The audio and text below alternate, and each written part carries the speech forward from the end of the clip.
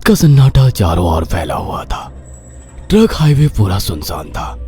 चारों ओर ठंड से हाड़ कपा देने वाली ठंड चल रही थी। हाईवे के चारों ओर घना जंगल था। उसी हाईवे पर एक मर्सिडीज दौड़ रही थी। उसमें 3 लोग सवार थे, राहुल, निधि और उनकी 10 साल की बेटी तानिया। राहुल अपने दोस्त सैफ के घर ईद की पार्टी में शामिल होने के लिए गया था और पार्टी करके घर लौट रहा था। निधि ने मुस्कुराकर ड्राइव करते हुए राहुल से कहा, कुछ भी कहो राहुल, आज तो ईद की पार्टी में मजा आ गया। हाँ, मेरा दोस्त बहुत ही बिंदास और हंसी मजाक करने वाला व्यक्ति है। मैंने देखा उसके घर पर शहर की एक से एक बड़ी हस्ती थी, मगर फिर भी वो उन सबको इग्नोर करके हमें इम्पोर्टेंस दे रहा था। हाँ, देगा क्यों नहीं, आखिर मेरा दोस्त जो है। सच में राहुल, अमेरिका से इंडिया लौटकर बहुत अच्छा फील हो रहा है। वैसे तुम्हारा दोस्त सचिन अभी तक नहीं आया अमेरिका से? निधि की बात सुनकर राहुल चौंक कर बोला, ओह शिट यार, उसका फोन आया था कि वो इंडिया आ रहा है। उसने बोला था कि मुझे एयरपोर्ट पर पिक कर ले। निधि बहुत नाराज होगा वो। कोई बात नहीं, उससे बोल देना कि तुम्हें बिल्कुल याद नहीं रहा और फिर तुम्हें सैफ की इनवाइट की हुई ईद पार्टी में भी तो शामिल होना था।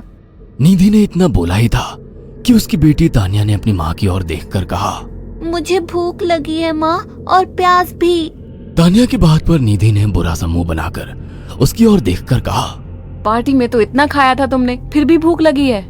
निधि की बात पर तानिया ने मासूम सा चेहरा बनाकर कहा, कोई बात नहीं मम्मी, मुझे पानी ही पिला दीजिए। कितनी बार बोला है मुझे मम्मी मत बोला करो। पानी अभी नहीं है, आगे जाकर कोई शॉप पड़ेगी तो बोतल खरीद के दे दूंगी। निधि की बात पर राहुल ने मुस्कुराकर कहा, छोटी बच्ची है निधि, इतना नाराज होना सही नहीं है। राहुल ने इतना कहा ही था कि अचानक एक काली परछाई राहुल की कार के सामने आकर खड़ी हो गई। राहुल के पैर अचानक ब्रेक पर पड़ गए।